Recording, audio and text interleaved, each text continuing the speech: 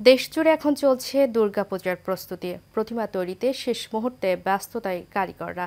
পূজা ব্যবস্থাপনা নিয়ে নানান পক্ষের সাথে আলোচনায় ব্যস্ত পূজা কমিটির নেতৃবৃন্দ।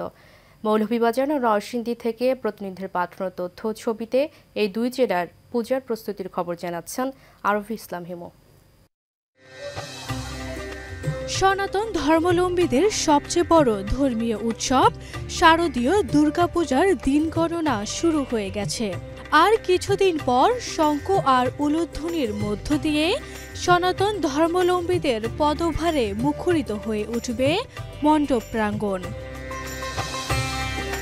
এদিকে মৌলভীবাজার জেলা সদর সহ ৭টি উপজেলায় এবছর ৩৯৩টি পূজা মণ্ডপ ঘিরে চলছে শেষ মুহূর্তের প্রস্তুতি।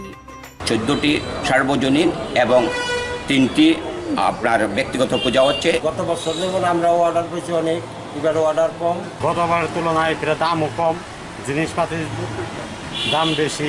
চা বাগানে আমরা চাই প্রত্যেক শ্রমিকের যাতে বোনাস, মজুরি বোনাস, হাজিরা এগুলো দেওয়া হোক। সকল সংস্থা সঙ্গে আমাদের বাংলাদেশ পুলিশ কিন্তু সমন্বয় করে ইতিমধ্যেই আমাদের নিরাপত্তা বলয়টা আমরা সাজিয়েছি।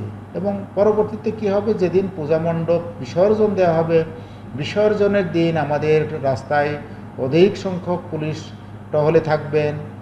অন্যদিকে নরসিংদীতে আর্থিক ক্ষতির শঙ্কায় ভুগছেন প্রতিমা তৈরি শিল্পীরা। গত বছর জেলার বিভিন্ন মন্দির, পাড়া, মহল্লা সহ সব মিলিয়ে প্রায় ৩১০টি মণ্ডপে দুর্গাপূজা অনুষ্ঠিত হয়েছিল।